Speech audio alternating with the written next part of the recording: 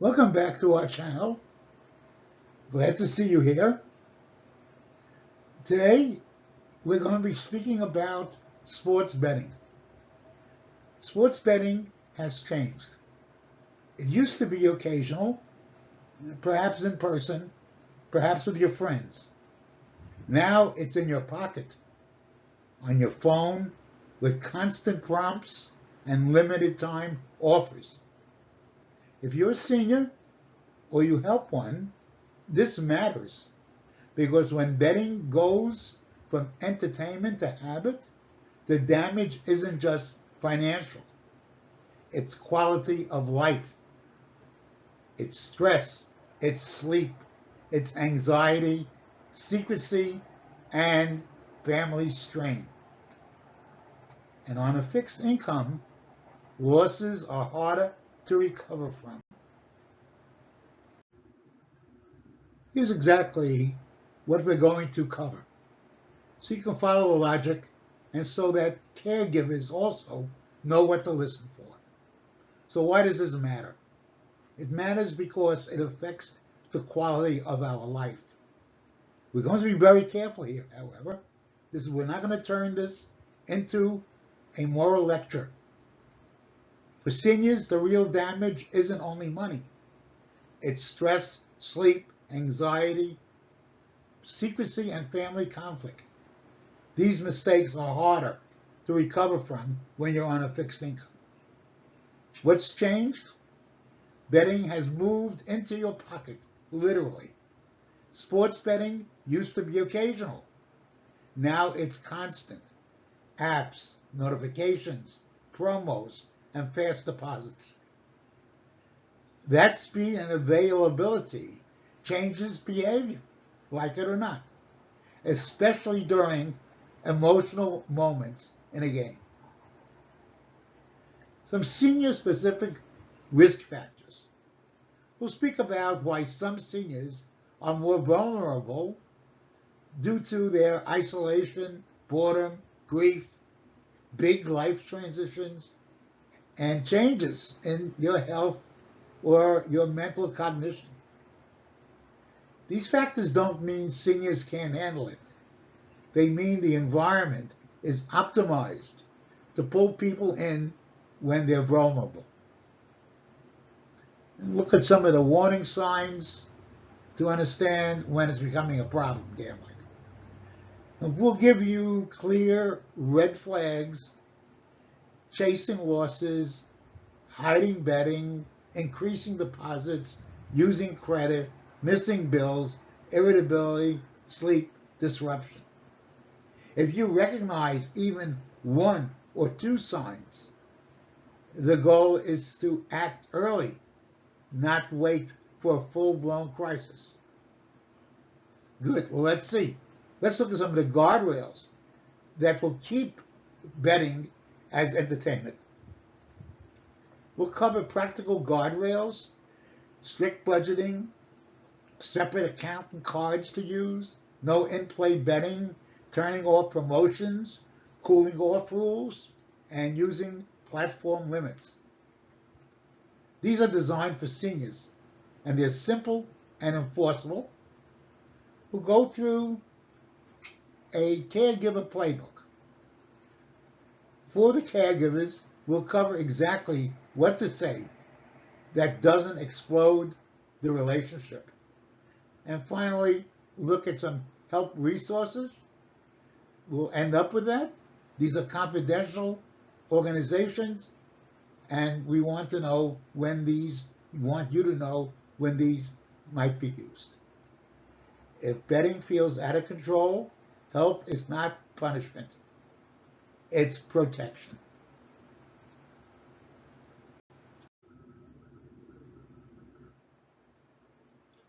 Quality of life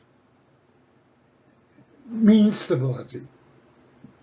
Financial stability, emotional stability, getting better sleep, having healthier relationships, and basically feeling in control of your life and situation.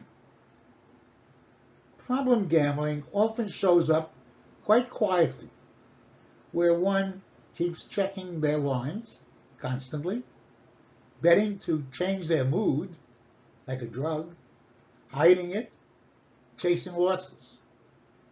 People notice, your family may notice money, quote unquote, leaking from the budget. Tension with the family is on the rise.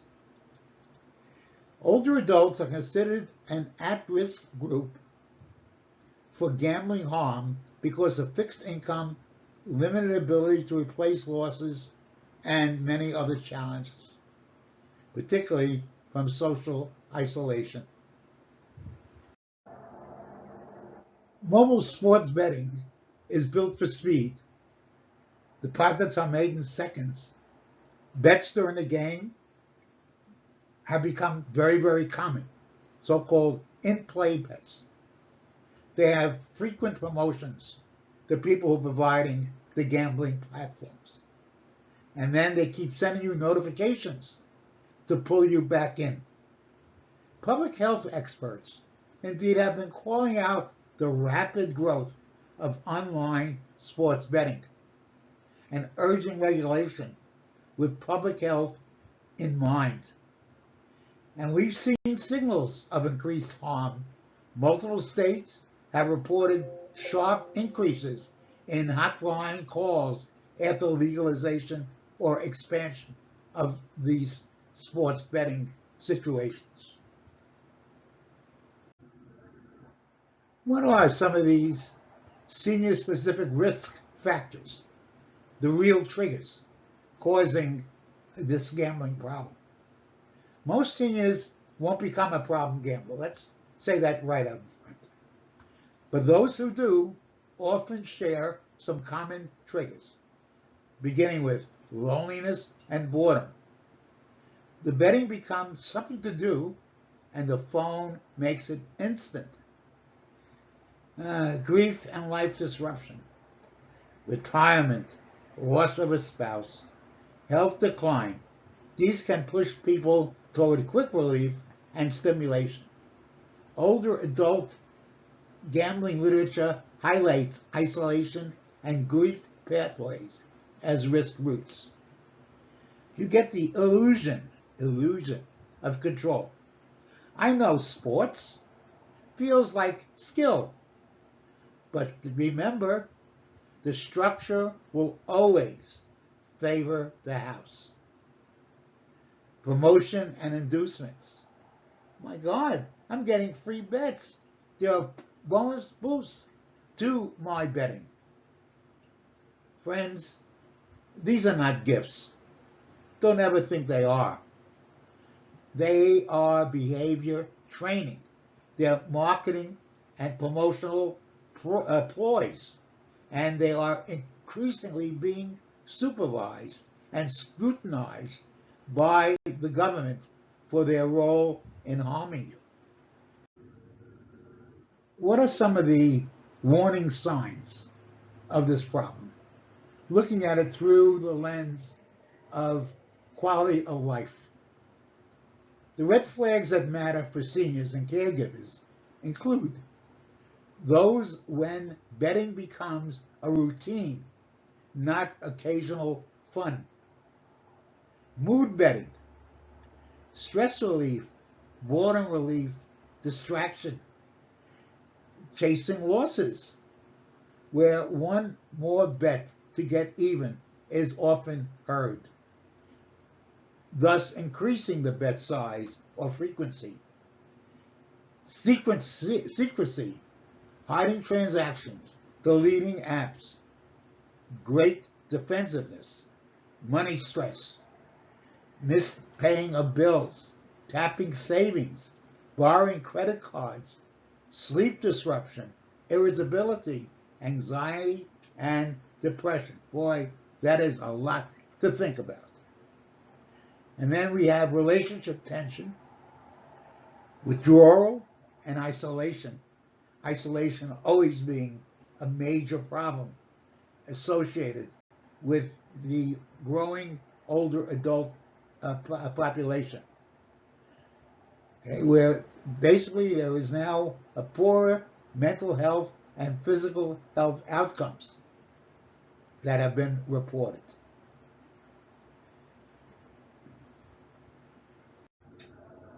I don't know, what's your problem? I'm only betting small amounts. This is where seniors get trapped. On a fixed income, there is no small amount. When it repeats, few bets a week, then a loss, then a chase, then another deposit, then shame and secrecy. Even when the dollar total isn't catastrophic. The stress tax can be constant checking, regret, disrupted sleep, and tension at home. It is recommended that if you want betting to stay entertainment, one must set up some guardrails. The first one is entertainment budget only. Pick a monthly number you can afford to lose completely. When it's gone, you stop. Second guardrail, separate the money. Never ever link betting to your main checking account. Use a dedicated card or account with a hard cap. The third, no in-play betting. In-play is fast and emotional. Pre-game only or not at all. Number 4, kill the triggers. Turn off notifications. Unsubscribe from promotional texts and emails. There should be a cooling off rule. After any loss, no betting for 24 hours, period. Guardrail number 6, no secrecy.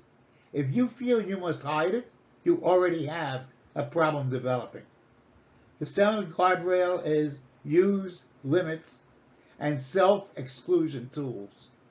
If you can't follow your own limits, step away. Self-exclusion exists for a reason. True caregivers don't shame and don't accuse.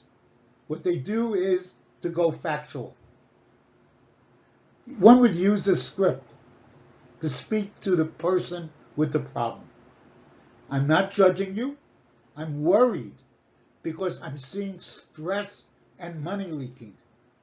Can we look at the last 30 days together and set a limit we both agree on?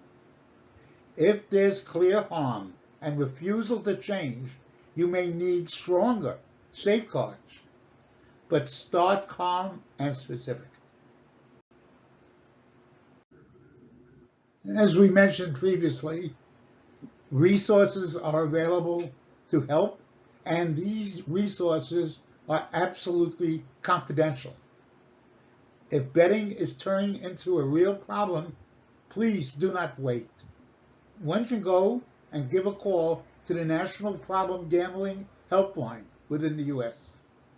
Call 1-800-522-4700, and you can also text them at 800-GAM and use chat. Then we have SAMHSA, National Helpline. They are a treatment referral and mental health and substance abuse organization.